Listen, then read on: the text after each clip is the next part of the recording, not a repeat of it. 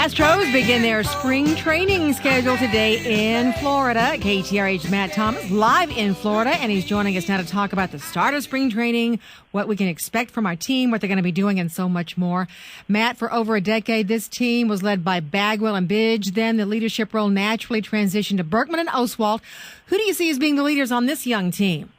Well, I'll tell you, Lana, it's going to be Hunter Pence in right field. It's going to be Carlos Lee either in left field or at first base. And it's going to be a young nucleus in the middle of the infield with third baseman Chris Johnson, catcher Jason Castro getting his first full season, and a brand-new veteran infield, Clint Barmas and Bill Hall. So there's a little bit of old and new, but it is certainly a different atmosphere around here in Kissimmee now that Berkman and Oswald are nowhere to be found.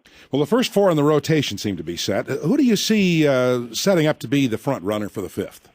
Well, you've got Ryan Roland Smith is a young man, JP, that was with the Seattle Mariners organization, had a terrible season last year, but 2 years ago was very, very effective. He's got a chance. Nelson Figueroa has got a chance as well. This is a guy that they picked up mid-season last year and did really well. And then you've also got Jordan Lyles. He's the phenom of the organization. He's 20 years old, is fast-tracked to the minor leagues.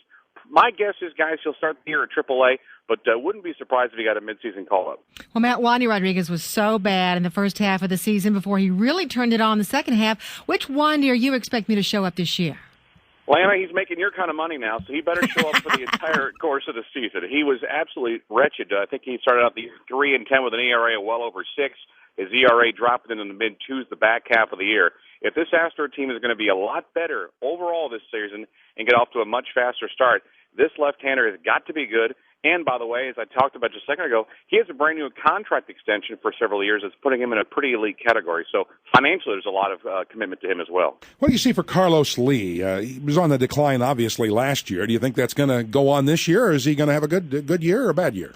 JP, he needs to go on your diet plan. He is just as big as ever, unfortunately. And I tell you what, if he can play with that weight and hit the ball and drive some runs in and at least manage left field and occasional first base, he'll be fine. But he, along with Hunter last year, terrible starts. And there's obviously a correlation between those two guys and their slow starts and the way they started off the first quarter of this season. So Carlos has got a lot of money behind him at $18.5 million. He has got to be a more consistent hitter. Defense will never be there, but his bat needs to be. Well, those are the players. How about manager Brad Mills? What sorts of decisions is he going to have to make? Well, he's got to figure out, Atlanta, who the fifth starter is going to be. He's got to formulate some sort of bullpen. Brandon Lyon is now the closer. Everybody else has to kind of fill in the roles of middle relief.